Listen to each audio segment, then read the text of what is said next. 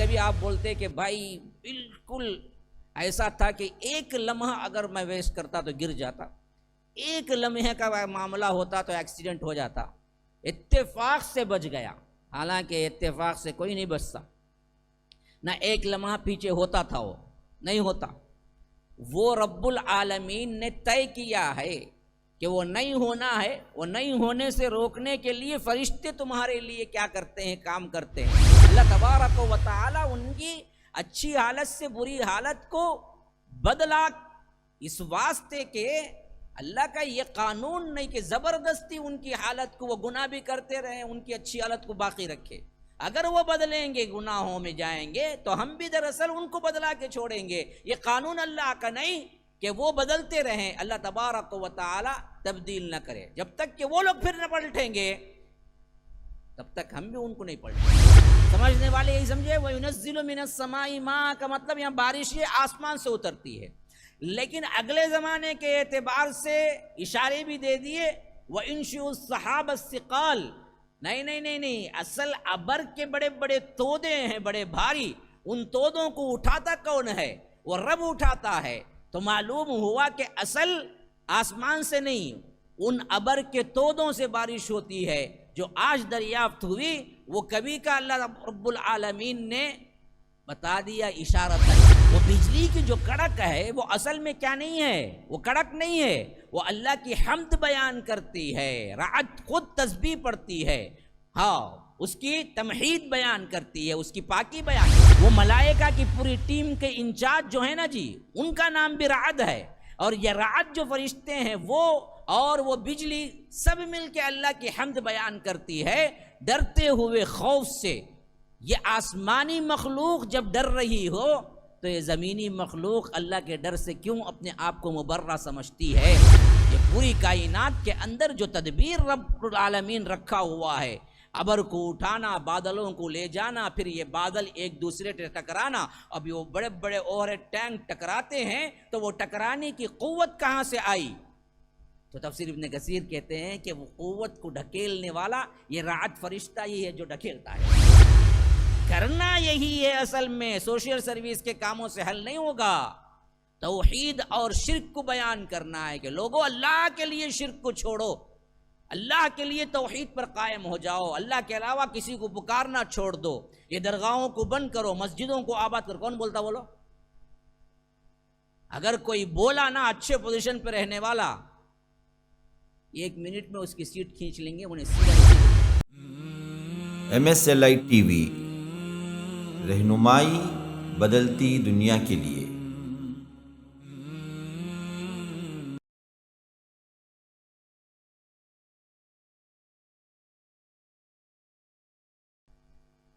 ان الحمد لله نحمده ونستعينه ونستغفره ونؤمن به ونتوكل عليه ونعوذ بالله من شرور أنفسنا ومن سيئات أعمالنا. من يهده الله فلا مضل له ومن يضلل فلا هادي له. وأشهد أن لا إله إلا الله وحده لا شريك له وأشهد أن محمدا عبده ورسوله. أما بعد فإن خير الحديث كتاب الله وخير الهدي هدي محمد صلى الله عليه وسلم وشر الأمور محدثاتها وكل محدثة بدعة وكل بدعة ضلالة وفي رواية وكل ضلالة في النار. فأعوذ بالله السميع العليم من الشيطان الرجيم من همزه ونفثه ونفخه. له معقبات من بين يديه ومن خلفه يحفظونه من أمر الله. إن الله لا يغير ما بقوم حتى يغيروا ما بأنفسهم وإذا أراد الله بقوم سوءا فلا مرد له وما لهم من دونه من وال. اللهم أرنا الحق حقا وارزقنا اتباعه وأرنا الباطل باطلا وارزقنا اجتنابه.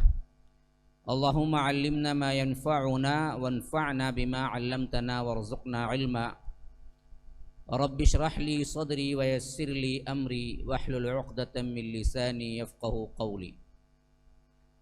اس اللہ کے نام سے ابتدا جس کے ناموں کی کوئی انتہا ہی نہیں۔ ولو ان ما فی الارض من شجرۃ اقلام والبحر یمدہ من بعدہ سبعۃ ابحر ما نفدت کلمات اللہ۔ اس ذات اقدس پر کروڑوں درود و سلام ہوں جو تمام جہانوں کے لیے رحمت للعالمین بن کے آئے تھے۔ اللہم صلی علی محمد وعلی آل محمد کما صلیت علی ابراہیم وعلی آل ابراہیم انک حمید مجید، وبارک علی محمد وعلی آل محمد کما بارکت علی ابراہیم وعلی آل ابراہیم انک حمید مجید۔ برادران اسلام، واجب الاحترام بزرگوں، دوستوں، عزیز ساتھیوں، لائق احترام ماؤں اور بہنوں، گزشتہ کا جو دورہ ترجمہ قرآن ہم نے مکمل کیا تھا وہ سورہ رعد سورہ نمبر 13 اور آیات 10 مکمل ہوئے تھے، اور اسی تفسیر میں نے سورہ رعد کو شروع بھی کیا تھا۔ اس حیثیت سے میں نے آپ کے سامنے ابھی سورہ رعد کی 11ویں آیت تلاوت کی۔ ایسے آ جائیں آپ، یہاں درمیان میں جو جگہ ہے اس کو فل کر لیں، دور بیٹھنے سے بھی نزدیک بیٹھ جائیں۔ بچے ایسے آئیں، آپ لوگ آپ ادھر آئیں، سامنے آئیں۔ زمین کو نہ خطاب کر سکتا ہوں، نہ میں ستونوں کو خطاب کر سکتا ہوں۔ ہاں، یہ صحیح ترتیب ہے۔ آپ بیٹا ایسے آ جاؤ، یہاں آ جاؤ، اور آپ لوگ ہیں نا ادھر آ جائیں۔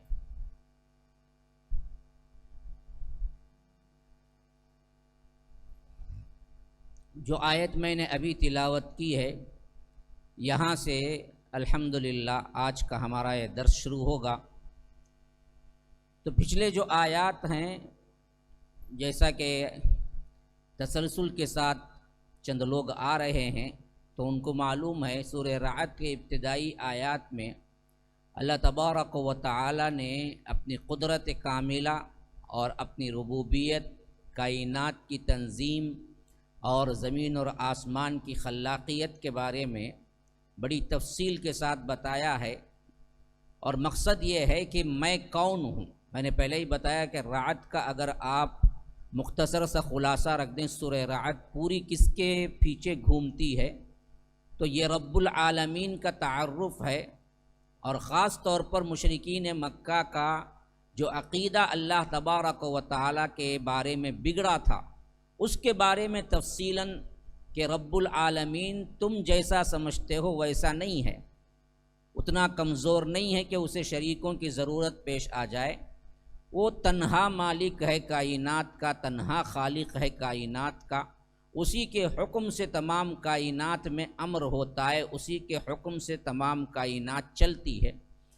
تو پہلے آیات میں اللہ تبارک و تعالی نے آسمان کے بارے میں بتایا کہ وہی ہے جس نے کیا بغیر عمد ترونہا، اتنے بڑے آسمان کو بغیر کی ستون کے کھڑا کیا ہے۔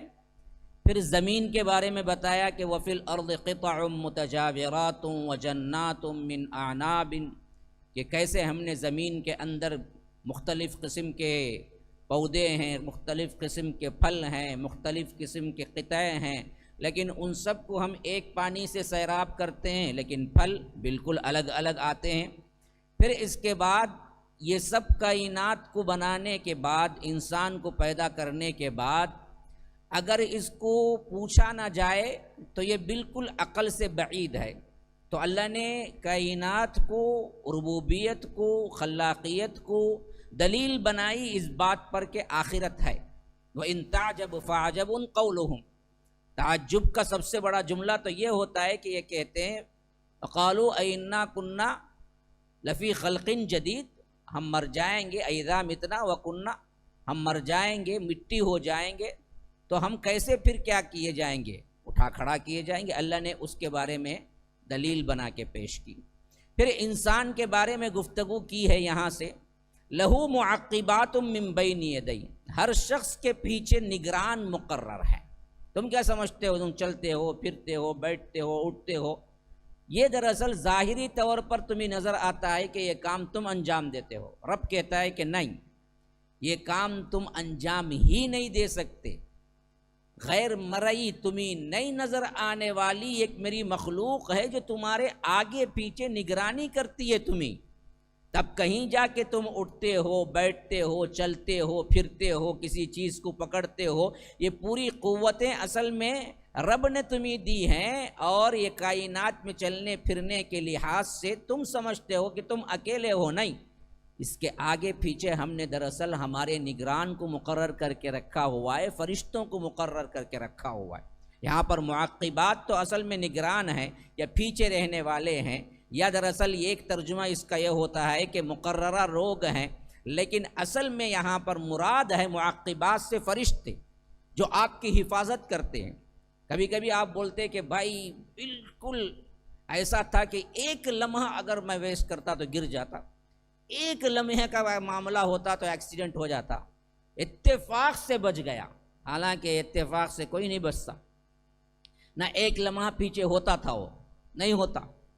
وہ رب العالمین نے طے کیا ہے کہ وہ نہیں ہونا ہے، وہ نہیں ہونے سے روکنے کے لیے فرشتے تمہارے لیے کیا کرتے ہیں، کام کرتے ہیں، تمہیں نظر نہیں آتا ہے۔ اسی لیے فرمایا کہ یہ لہو معقبات من بین یدیہ ومن خلفہ، آگے پیچھے میرے نگران ہیں تمہارے لیے کام کرتے رہتے ہیں، یحفظونہ، وہ تمہاری حفاظت کرتے ہیں، من امر اللہ، اللہ کے حکم سے۔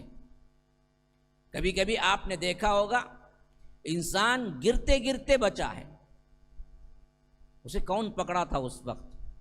کبھی کبھی آپ نے دیکھا ہوگا کچھ نہیں ہے، گر گیا ہے، وجہ کچھ نظر نہیں آتی لیکن گر گیا، مار لگ گیا۔ وجہ کیا ہے؟ تقدیر میں اگر ہوتا ہے تو تفسیر ابن کثیر وغیرہ میں روایتیں موجود ہیں کہ اللہ خود کہتا ہے کہ اس کو چھوڑو، یہاں اس کو اب نہیں پکڑنا ہے، یہ گرنا ہی یہ تقدیر میں لکھا ہوا ہے، اسے مار بھی لگنا ہے، 18 ٹاکے بھی پڑنا ہے۔ ہاں، ابھی پرسوں میں لائف میں جا رہا تھا، ایک بندہ ملا پرانے زمانے کا، مجھے کہا کہ آپ مجھے پہچانتے ہیں؟ میں نے کہا میں تو نہیں پہچانتا بھائی آپ کو، ہیں کون آپ؟ کہا کہ ارے کیا ہے، آپ بچپن میں آیا کرتے تھے میرے بازو کی دکان میں، آپ آگے بیٹھتے تھے، اچھا خیر ہوگا کوئی، لیکن آپ کیا ہوا پتہ ہے کیا ہوا؟ کیا بھائی، میں کام کر رہا تھا اور آٹو میں سے کچھ سامان اتار رہا تھا اور ایسے نیچے گرا کہ وہی آٹو کا اسٹینڈ جو ہے اصل میں پیٹ میں داخل ہو کے نکل جانا تھا باہر پیٹ کی ذریعے سے، لیکن اللہ بچایا، وہ سر میں داخل ہو گیا اور پوری کھوپڑی نکل گئی، 18 ٹاکے لگے ہوئے ہیں، 3 مہینے میں بیڈ ریسٹ تھا، ابھی آیا۔ ابھی اس مسئلے میں دیکھیے کہ کوئی بندہ یہ کہتا ہے کہ اصل میں وہ ایسا گرا، میں پیٹ میں داخل ہو کے پیٹ سے نکل جانا تھا، مر جانا تھا، نہیں، اصل میں اس کو سر میں ہی لگنا تھا، وہ پیٹ میں داخل کبھی نہیں ہونا تھا۔ اور بندہ سمجھا اتفاق سے ایسا ہو گیا، نہ اتفاق بالکل بھی نہیں، پیٹ میں داخل ہونے والا تھا تو فرشتے بچائے تھے کہ نہ یہاں نہیں داخل ہونا، ابھی مرنا نہیں ہے، موت تو نہیں آئی نہیں اس کی، تو کہاں بچنا ہے؟ ہاں، سر میں داخل ہو سکتا ہے، ابھی 18 ٹاکے بھی لگیں گے، 3 مہینے بیڈ ریسٹ بھی رہے گا، تو پھر اس کے بعد تھوڑا بہتر ہوگا، لیکن یہ پورا دراصل حفاظت کے اسی واسطے موت جو ہے نا وہ سب سے بڑی محافظ ہے تمہاری۔ انسان موت کے ڈر سے بھاگتا ہے، لیکن اصل میں اسلاف کا قول کیا ہے؟ موت دراصل سب سے بڑی محافظ ہے، کیونکہ وہ نہیں آنی ہے تو تب تک یہ فرشتے بچاتے رہتے ہیں۔ ابھی تو مرنا نہیں ہے اس کو، ابھی تو مرنا نہیں ہے، مر کے کیا ہے، ایکسیڈنٹ ہو کے خون بہ کے پڑا ہوا ہے، کوئی لے جانے والا بھی نہیں، لیکن مرنا نہیں ہے نا، وہ نہیں مرے گا، آخری میں کوئی نہ کوئی اس کو دیکھے گا، ایمبولینس میں ڈالے گا، لے جا کے پہنچائے گا، کچھ نہ کچھ تو ہوگا، آخر کار وہ 10-20 دن، جو بھی 10-20 مہینے بھی سمجھ لو کوما میں پڑا ہوا، لیکن اٹھ کے کھڑا ہو جاتا ہے اس کے بعد پھر، کیونکہ ابھی تو مرنا نہیں ہے۔ تو یہ جو ہم دیکھتے ہیں دنیا کے اعتبار سے یہ چیزیں نہیں ہوئی ہیں، اور اس واسطے نہیں ہوئی، اتفاق ہو گیا۔ اللہ کہتا ہے اتفاق نہیں، یہ میرے ہی فرشتے ہیں جو تمہاری حفاظت کرتے رہتے ہیں۔ لہو معقبات من بین یدیہ ومن خلفہ یحفظونہ من امر اللہ، اللہ تبارک و تعالی کے امر سے، حکم سے یہ حفاظت میں لگے ہوئے ہیں تمہاری۔ تم ایک گلاس پانی بھی نہیں پی سکتے جب تک کہ فرشتے حفاظت نہ کریں. تم اٹھ کے سیدھے نہیں کھڑے ہو سکتے جب تک کہ فرشتے تمہیں طاقت نہ دیں. تم سیڑھیاں اتر نہیں سکتے جب تک کہ فرشتے تمہارے لیے سہارا نہ بنے. تم اوپر نہیں چڑھ سکتے جب تک کہ فرشتے کئی فوج، ایک اللہ کی فوج ہے جو تمہارے پیچھے لگی ہوئی ہے، تمہارے انتظامات. تو اسی کے مدد سے تم جیتے ہو، چلتے ہو، پھرتے ہو، لیکن پھر اسی کی ناشکری کرتے ہو. اور یہ بھی بیوٹی دیکھو رب کے، یہ دیکھیے حلیم کتنا ہے، وہ بردبار کتنا ہے. گناہ کرنے جاتے ہو تب بھی فرشتے سپورٹ کرتے ہیں، تبھی تم تھیٹر جاتے ہو چل کے. ہاں اس وقت بھی گناہ معلوم بھی ہوتا ہے، لیکن رب کا حکم ہوتا ہے کہ یہاں یہ بندہ آزاد ہے، چاہے تو اسے دونوں اختیار کرنے کا اللہ تبارک و تعالیٰ نے اسے اختیار دیا ہے. تو وہ چاہے مسجد کو، چاہے تھیٹر کو، چاہے چائے خانے کو، چاہے کہیں اور، لیکن اسے سپورٹ کرنا تمہاری ذمہ داری ہے. تو وہ لوگ سپورٹ کرتے رہتے ہیں، ملائکہ ہمارے آگے پیچھے سپورٹ کرتے رہتے ہیں. کبھی کچھ ہوتا ہے تو یہ بھی بحکم الہی ہوتا ہے کہ اب سپورٹ نہ کرو، اس کو گرنے دو. بہت تناوٹی آ گئی ہے، ایک مرتبہ گرے اور گھٹنا پھوٹے اور 4 دن کیا ہے ریسٹ لے، تب معلوم چلے گا کہ اس کو ہونا کیا. ہاں کچھ بھی نہیں ہوتا، وجہ ہی نہیں ہوتی، لیکن بندہ کیا ہو جاتا، کبھی کبھی گر کے مار لگ جاتا. تو یہ حالات کیوں ہوتے ہیں جی؟ یہ اللہ تبارک و تعالیٰ کے حکم سے ہی ہوتے ہیں. تو اللہ کہتا ہے کہ میرے فرشتے ہیں جو تمہیں آگے پیچھے حفاظت کرتے رہتے ہیں. ان اللہ لا یغیر ما بقوم حتی یغیروا ما بانفسہم، کہ اللہ تبارک و تعالیٰ کسی بھی قوم کو اس وقت تک اس کی حالت کو نہیں بدلتا جب تک کہ وہ خود اپنے آپ کو بدلنے کے لیے تیار نہیں ہوتی.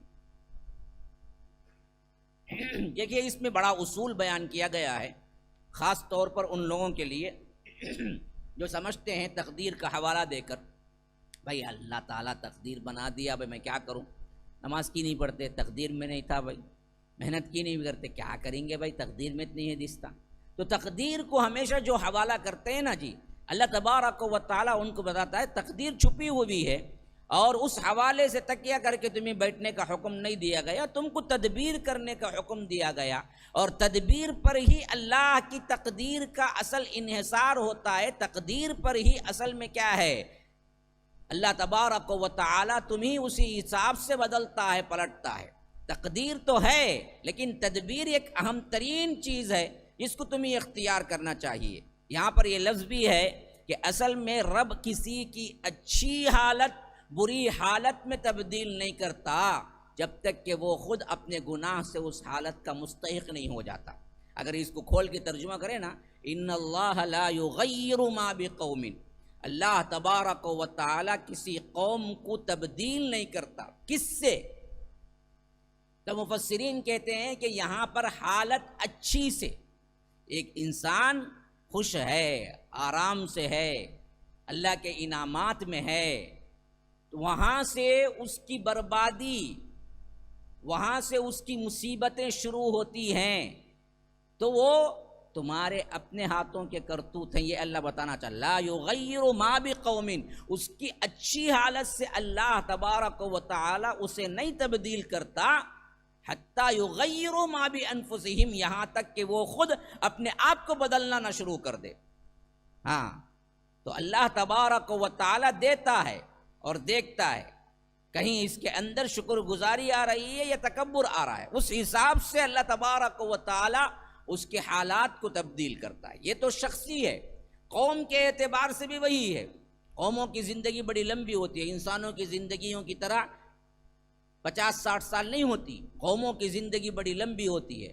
تو یاد رکھیے اس حساب سے بھی اللہ تبارک و تعالی دیکھتا ہے. ان کے حالات تو تبدیل نہیں ہو رہے ہیں، تبدیل ہوتے ہیں تو تب کہیں جا کر کیا ہے، اللہ تبارک و تعالی غلامی کی زندگی دیتا ہے. ہماری حالت دیکھیے، 650 سال خالی کیا ہیں، وہ حکومتیں ہیں جو ہندوستان میں مسلم حکمرانوں نے کیا. 650 سال خالی صرف اگر لگا دیں گے، خاندان غلامان جہاں سے شروع ہوتے وہاں سے لے کر مغلیہ سلطنت تک جتنے بادشاہ آئے، ان کے پورے ٹوٹل آپ اگر ملائیں گے سال، خالی صرف اس کے 650 سال بنتے ہیں. لیکن بگاڑ پھر کیا ہوا، 650 سالوں کے آخری تقریباً 200 سال کھاتے رہے سوتے رہے، کھاتے رہے سوتے رہے، رقص و سرور ہوتا رہا، محفلیں سجتی رہی، شعر و شاعری کا بڑا زمانہ تھا۔ غالب اس سے پہلے کے بڑے بڑے شعراء، یہ سبھی کیا ہیں؟ میر انیس، آپ نے نام بھی نہیں سنا ہوگا، جس کے مرثیے بڑے مشہور تھے، تعزیوں وغیرہ میں پڑھے جاتے تھے۔ تو یہ سب لوگ اسی وقت کے پیداوار ہیں۔ اللہ نے حکومت دی، سلطنت دی، پوری بادشاہت دی۔ کوہ نور ہیرا بھی کس کے پاس تھا؟ ہمارے ہی پاس تھا، یہاں سے چرا کے لے گئے۔ لیکن ہم نے کیا نہیں کیا؟ اس سے اللہ کے دین کے لیے کچھ کام کیا؟ وہ تو نہیں ہوا۔ انہوں نے عمارتیں بنوائی، بڑے بڑے کام کیے، تو بتدریج تبدیل ہوتے گئے ہوتے گئے ہوتے گئے، گناہ میں آخری پہنچ گئے، اس حد تک گناہ میں پہنچ گئے، اس حد تک سستی میں پہنچ گئے، اس کی کوئی ایک لیول ہی نہیں ہے، اس حد تک گر گئے۔ ہاں، بعض کے بارے میں آتا ہے کہ فوج دروازے پہ دربان آ کے کہہ رہا ہے کہ فوج، انگریز فوج آ گئی، تو نواب اٹھ کے کہتا ہے کہ وہ تو برابر ہے لیکن میرا غلام کہاں ہے؟ ارے اس وقت غلام کیوں جی؟ تمہیں فوج آ گئی، کم از کم بھاگ کے جان بچاؤ۔ نہیں، میں کبھی اپنے تخت سے اتر کے چپل خود نہیں پہنا، میرا غلام آئے تو میں چپل پہن لوں۔ پہنانے والا ہوتا تھا ہمیشہ، میں نے کب پہنا؟ تو یہاں موت کے لالے پڑے ہوئے ہیں، لیکن ان کی کیا ہے؟ اس وقت بھی تناوٹی نہیں گئی تھی۔ تو اللہ نے کیا کیا پھر؟ اس کے بعد 300 سال تو وہ مار 150 سال ایسٹ انڈیا کمپنی کے رکھ لو، اور خاص کر آخری کے 100 سال لگا لو، او مار، مسلمانوں کو گھر کے گھر، بستیوں کے بستیاں جلا دی۔ پھر کچھ حس ہوئی، خود مسلمانوں نے اٹھا۔ آج کیا ہے؟ کل آزادی کا دن ہے، اور 75 ایئرس مجھے اچھی طرح یاد ہے، تقریباً 50 سالہ جب دور آیا تھا، میں 15 سال یا کر 14 سال کا رہا ہوں گا، کہ ہمارے سمندر میں کیا ہیں وہ دہلی کا قلعہ بنائے تھے، ہم گئے تھے، دیکھے بھی تھے۔ وہ 50واں سال تھا آزادی کا، بہت گرینڈ منایا گیا۔ تو دیکھتے دیکھتے 25 سال کیسے گئے پتہ ہی نہیں۔ اب 75 ایئرس ہو چکے ہیں آزادی کو یہاں کے، اور یہاں پر اب یہ آزادی نام کی رہ گئی ہے۔ آزادی تو ہے ہی نہیں اصل میں، مسلمانوں کہاں کی آزادی ہے؟ آزادی کے نام پہ دھبا ہے، تو یہ تو ہے نہیں۔ لیکن یہ آزادی بھی جو ملی ہے نا، کس کے مرہون منت تھے یاد رکھو، ہمارے ہی ہے۔ ہم ہی اٹھے، پھر ہم ہی مار کھائے، ہم ہی اٹھے، ہم ہی بولنا شروع کیا کہ انگریز کے خلاف جہاد کرو، یہ جہاد ہے، یہ جہاد ہے، یہ جہاد فی سبیل اللہ ہے، ہاں یہ جنگ کا ماحول ہے، ہندوستان دارالحرب ہے۔ بعد میں، بہت بعد میں، جب کانگریس وغیرہ بن گئی اور اس میں گاندھی جی وغیرہ آئے لیڈر بن کر، وہ تو ایک زمانے میں افریقہ میں پڑھنے گئے ہوئے تھے، کئی سال وہاں پر بیت گئے ان کے۔ پھر اس کے بعد جب آئے تو تب جا کے ہندو رہنما جو ہیں وہ لوگ بھی اس میں شامل ہو گئے۔ کریٹ نہیں کیا، کریٹ تو مسلمانوں نے کیا اصل میں، انگریزوں کے خلاف کام کرنا۔ وہ جو جماعت تھی اس میں شامل ہو گئے کہ ہم بھی مل کے کرتے ہیں۔ تو پورا اصل میں جو ہے سورس، وہ تو اصل ہندوستان کے مسلمان۔ دیکھیے چیز کسی سے چھن گئی، اس کے حق کا سب سے زیادہ نعرہ کون لگائے گا؟ ہاں جی، آپ صاحب بیٹھے ہوئے ہیں، میں کیا کیا، الگ سے مار لیا ان کا فون، اٹھا کے اندر رکھ لیا۔ سب سے پہلے چیخیں گے کون؟ ہاں تمہیں چیخیں گے؟ منیر بھائی نہیں چیخیں گے نا؟ نہیں چیخیں گے، کیونکہ گیا سو کس کا؟ ہاں ہم سب کا۔ حکومت ہماری تھی جی، 650 سال خالی مغلیہ سلطنت اور اوپر کی سلطنتیں جو الگ الگ خاندان کے قائم ہوئے تھے، 650 سال سے حکومت کرتے آ رہے تھے۔ 1857 میں حکومت مکمل چلی گئی، بہادر شاہ ظفر کو سیدھے جیل بھیج دیا گیا رنگون، اور ان کے بیٹوں کے سروں کو کاٹ کر تش میں رکھ کے پیش کیا گیا۔ تو حکومت کس کی گئی؟ تو سب سے پہلے حق کو کون اٹھیں گے؟ جس کی گئی وہ نہ اٹھیں گے، آپ صاحب نہ اٹھیں گے، میرا فون انہوں دبا لیے بولیں گے۔ ہاں بازو والا کہیں کو بولیں گے. وہی حالت اصل میں عقل بھی یہی کہتی ہے. سب سے پہلا آزادی کے لیے زبان کھولنے والے ہم ہی تھے. ہم ہی بولے کہ یہ دار الحرب ہے, یہاں جنگ کرو, انگریزوں کو بھگاؤ بھگاؤ. آخری میں ملے بس. اور اس میں لگائی بجائی کا کام کرنے والے ہمارے چائے والے کی قوم تھی.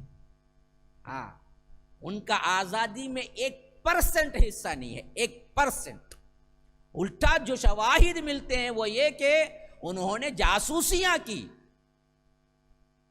جو لوگ گاندھی وغیرہ کام کر رہے تھے اس کی جاسوسی کر کے انگریزوں تک پہنچائے الٹا. اب حق بولا مارا پڑا گا, قصہ ہو جائے گا, اب نلی دبانے آ جائیں گے, کیا جی بولتی تمہیں. حالانکہ حقیقت وہی ہے, تاریخ تو نہیں بدل سکتی, آپ جب بھی پڑھیے. تو بتانے کا مقصود کیا تھا کہ اللہ یہ اچھی حالت سے ہماری یہ بری حالت تمہارے اعمال سے کیا بھائی. تم اگر اچھے ہوتے نا آج بھی اللہ تبارک و تعالی ویسے ہی رکھتا, بلکہ اس سے زیادہ نوازتا.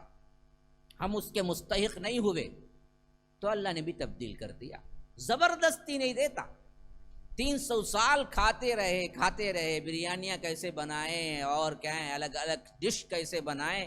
آج کے جتنے مشہور ڈش ہیں وہ دراصل دیکھیے کہاں کہ کون بنایا تھا, کون دیا تھا. ہر چیز کا ایک نام ہے, وہ نام کے پیچھے آپ جا کے دیکھیں مسلمانوں نے رکھا تھا اسے.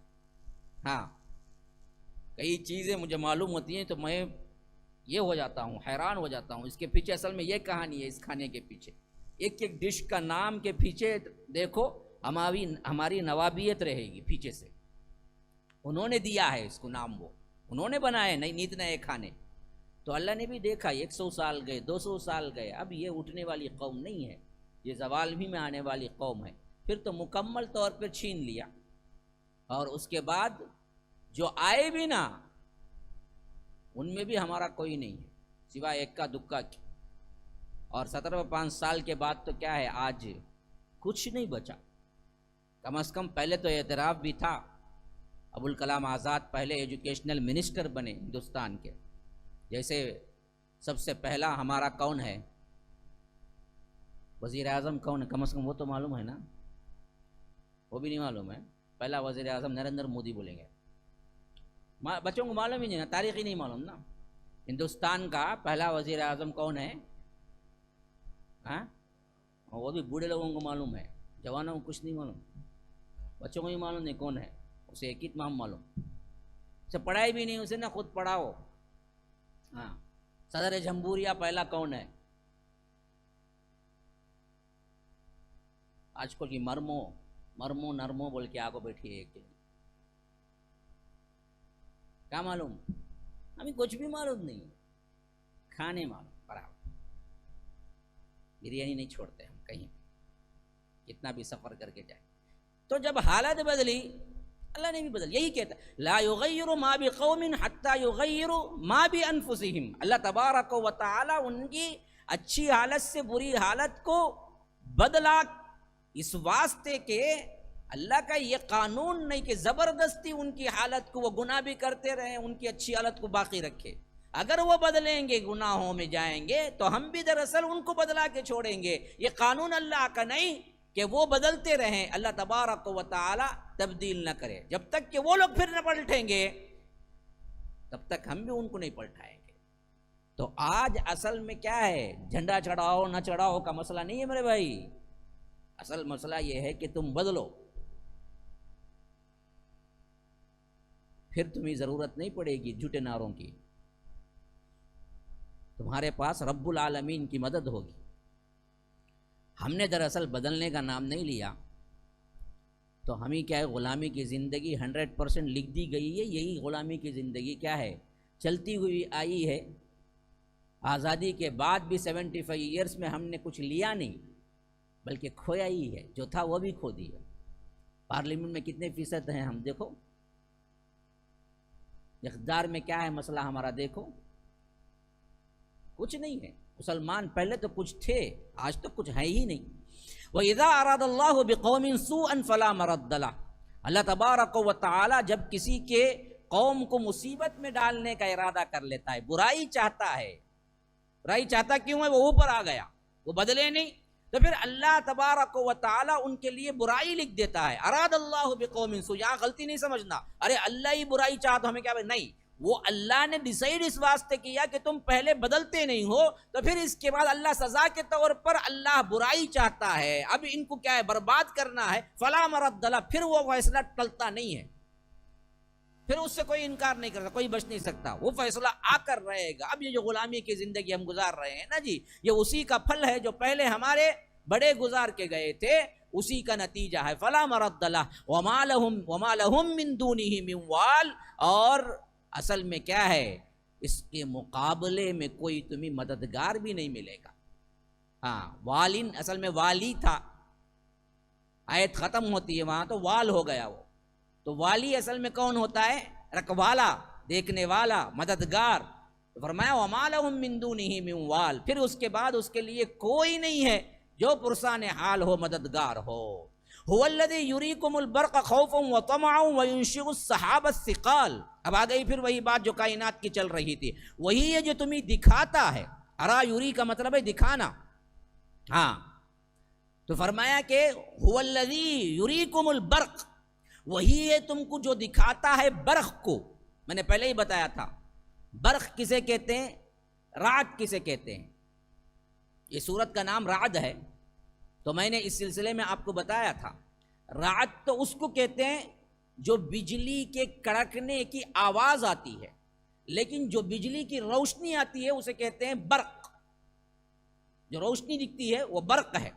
تو اللہ کہتا ہے یریکم البرق، ہم بجلی تمہیں دکھاتے ہیں. حال کیا ہوتا ہے تمہارا، خوفا و طمعا، امید کے ساتھ بھی خوف کے ساتھ بھی. یہ کیا جی، برق کو خوف اور امید کے ساتھ کب دیکھتے ہیں ہم؟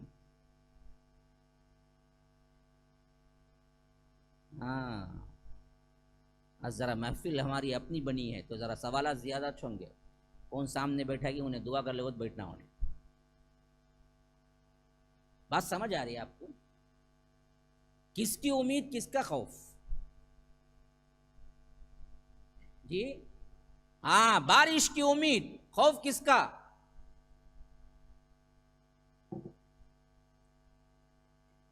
خوف کس کا بھائی؟ بجلی گرنے کا. بجلی گر کو مرتے نا، آج بھی مرتے ہیں نا بہت سے. پہلے تو بہت زیادہ گرتی تھی، ہاں، اب گرنے کہاں چھوڑے، گرنے کی جگہ سب انہیں گر کو ہے. لیکن یہ اللہ تبارک و تعالی بتاتا ہے کہ یہ جو کڑک بھی ہے، جو چمک بھی ہے نا جی، وہ میرا کریشن ہے، جس سے تمہیں لگتا ہے کہ گر جائے تو برباد ہو جائیں گے، یا پانی زیادہ ہو جائے تو کھیت برباد ہو جائیں گے. اور اسی طرح امید بھی لگی رہتی ہے اب بارش آئے گی، کیونکہ جیسے ہی بجلیاں چمکنا شروع ہوتی ہے لوگ کیا بولتے ہیں، بارش آنے والی ہے، بارش آنے والی ہے. بجلیاں کم ہوتی ہیں تو بارش کھڑنے والی ہے. تو کسان بڑے پیار کی نظر سے دیکھتا ہے بادل کو، ارے ابھی بجلیاں کڑک رہی ہیں تو بارش آئے گی. ہاں، خوفاً و طمعاً، یہ دراصل ہم دو ایک ہی چیز سے لے رہے ہیں.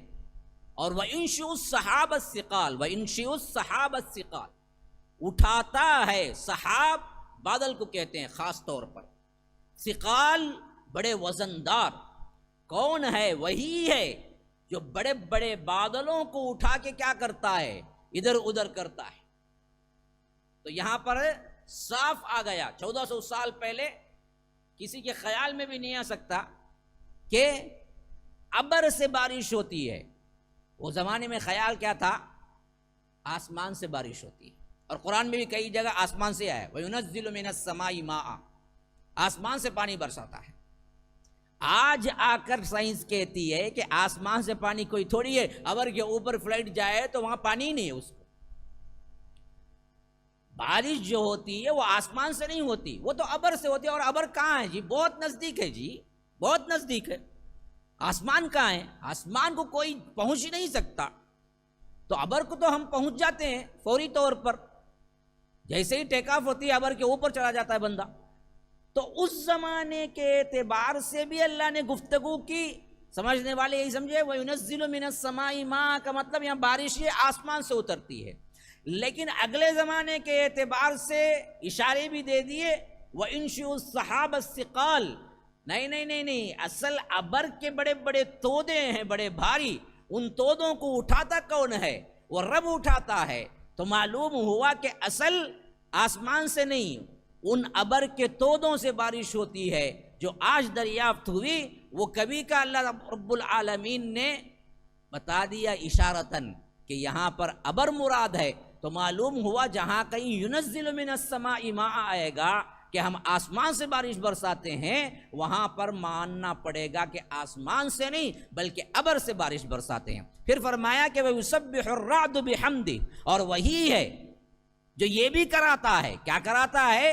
تسبیح بیان کرتی ہے رعد۔ ابھی میں نے بتایا تھا کہ رعد کسے بولتے ہیں؟ کسے بولتے بھائی رعد؟ آواز، بجلی کی کڑک۔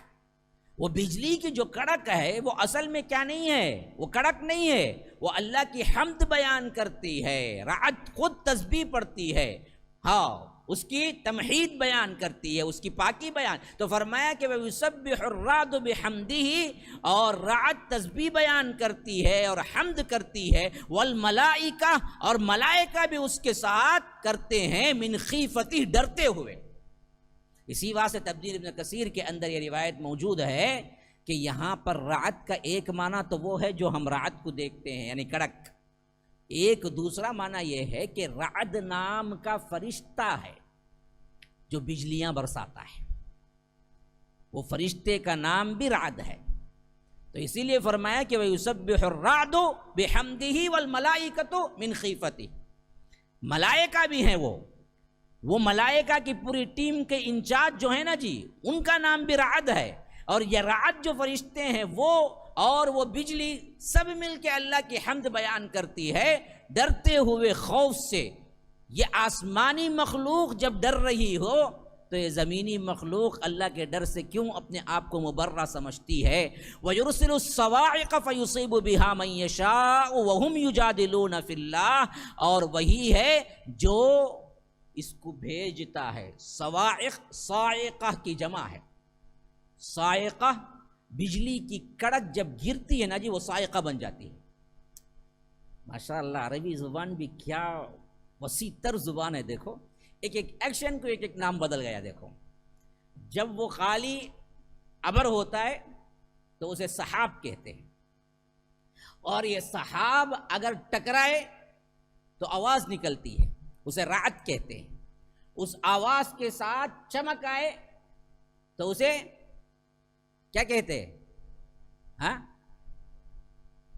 برق کہتے ہیں، برق۔ اب یہ برق کسی پہ گر جائے اسے کہتے ہیں صاعقہ، کڑک۔ ہاں، اب اس کی جمع ہے صواعق، پلورل، سنگولر صاعقہ۔ تو فرمایا کہ وَيُرْسِلُ الصَّوَاعِقَ، پھر وہی ہے جو بھیجتا ہے ان بجلیوں کو، ان کڑک کو کیا کرنے کے لیے؟ فَيُصِيبُ بِهَا مَن يَشَاءُ، جہاں چاہے وہاں گراتا ہے ان پر۔ کس کے حکم سے گرتی ہے؟ رب کے حکم سے گرتی ہے، جس پہ چاہے گرتی ہے۔ جہاں گرا بڑے سے بڑے محل، بڑے سے بڑے بلڈنگ میں بھی کریک آ جاتا ہے، وہی ہے جو بھیجتا ہے۔ ہاں، ایسے اللہ کے بارے میں تمہارا حال یہ ہے کہ تم جھگڑتے ہو کہ اللہ تبارک و تعالیٰ کو یہ پاور بھی ہے کہ وہ پاور بھی ہے کہ ایسا بھی ہو جائیں گا کہ میں ایسا چاہا تو کیسا ایسا ہوں گا۔ ارے یہ رب العالمین کے ایک ایک اشارے پہ کائنات ادھر سے ادھر ہو جا سکتی ہے، تم بھی ساتھ کے کیا ہو؟ تم اللہ کے بارے میں جھگڑتے ہو۔ وَهُمْ يُجَادِلُونَ فِي اللَّهِ وَهُوَ شَدِيدُ الْمِحَالِ، اس کی تدبیر جو ہے نا وہ بڑی زبردست ہے۔ یہ پوری کائنات کے اندر جو تدبیر رب العالمین رکھا ہوا ہے، ابر کو اٹھانا، بادلوں کو لے جانا، پھر یہ بادل ایک دوسرے سے ٹکرانا، اب یہ بڑے بڑے اوور ٹینک ٹکراتے ہیں تو وہ ٹکرانے کی قوت کہاں سے آئی؟ تو تفسیر ابن کثیر کہتے ہیں کہ وہ قوت کو ڈھکیلنے والا یہ رعد فرشتہ ہی ہے جو ڈھکیلتا ہے، اسے اپنی قوت سے ڈھکلتا ہے، تو پھر ایک بادل دوسرے بادل سے ٹکراتی ہے۔ جب یہ ایک بادل دوسرے بادل ٹکراتی ہے تو پھر وہاں سے کیا ہے، کڑک اور رعد نکلنے لگتی ہے اور وہاں سے برق نکلنے لگتی ہے، بارش شروع ہوتی ہے۔ یہ رب العالمین کا انتظام معمولی انتظام نہیں ہے، بڑا زبردست انتظام ہے۔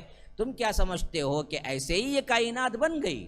لہو دعوت اب یہ پھر آ گئی وہی بات کہ رب العالمین یہ تمام چیزیں بیان کیوں کر رہا ہے، کائنات کے بارے میں اتنی تفصیل کیوں بتا رہا ہے؟ رب کو پہچان کر اس کی عبادت کرو، کسی اور کی نہیں، شرک نہ کرو۔ پورا قرآن کا مضمون ایک ہی ہے میرے بھائی، شرک سے بچ جاؤ۔ آج ہماری حالت یہ ہے کہ سب بیان کرتے ہیں لیکن شرک اور توحید پر بات نہیں کرتے، صاف بولتے بھائی دیکھو بھائی ہمیں نہیں آئیں گے بھائی تمہارے عقیدے میں، مل کو کام کریں گے۔ کیا بیوقوف رہے تو؟ عقیدہ صحیح نہیں، کیا رہے مل کو کام کریں گا؟ توحید اور شرک تجھے پتہ ہی نہیں ہے کہ کیا توحید کیا شرک ہے، پھر مسلمانوں کے لیے کام کیوں؟ یہاں پھنسی امت اور ایسی پھنسی کہ ٹکڑوں میں بٹ گئی، اور ہر جگہ کام ہو رہا ہے۔ یہ حکومت بھی کیا، یہ بھی اللہ کی طرف سے ایک زبردست سزا ہی تھی کہ سونے والا بھی اڑ گیا، اور ہر کوئی کیا ہے، انقلاب کے نعرے پکار رہا ہے کہ بھائی کچھ کریں گے بھائی، ابھی بھی خاموش بیٹھے تو نہیں ہوں گا بھائی، ابھی مل کو کرنا بھائی۔ کرنا کیا ہے بھائی؟ کرنا کیا ہے؟ کرنا یہی ہے اصل میں، سوشل سروس کے کاموں سے حل نہیں ہوگا۔ توحید اور شرک کو بیان کرنا ہے کہ لوگوں اللہ کے لیے شرک کو چھوڑو، اللہ کے لیے توحید پر قائم ہو جاؤ، اللہ کے علاوہ کسی کو پکارنا چھوڑ دو، یہ درگاہوں کو بند کرو، مسجدوں کو آباد کرو۔ کون بولتا بولو؟ اگر کوئی بولا نا اچھے پوزیشن پہ رہنے والا، 1 منٹ میں اس کی سیٹ کھینچ لیں گے، انہیں سیدھا نیچے گر جائیں گے۔ یہ بڑے جتنے بھی بیٹھے ہوئے ہیں سب منہ موچ کے بیٹھے ہوئے ہیں۔ ہاں ہمارے جتنے بڑے علماء ہیں کہاں بولتے؟ توحید پہ بولتے؟ بولو کوئی بولتا ہے؟ کوئی نہیں بولتا۔ سب مسائل پہ بولیں گے، طلاق پہ بولیں گے، خلا پہ بولیں گے، مسلمان مظلوم ہی بولیں گے، سب بولیں گے۔ بولیں گے کیا نہیں بولیں گے؟ توحید شرک کو نہیں بولیں گے۔ اصل مضمون ہی وہی تو ہے، وہی تو سمجھا رہا ہے پورا قرآن۔ دیکھو یہ سب کچھ میں بتا رہا ہوں اس واسطے کہ اللہ کے لیے شرک کچھ جتنی تفصیل آ رہی ہے دیکھو۔ MSLI TV رہنمائی بدلتی دنیا کے لیے۔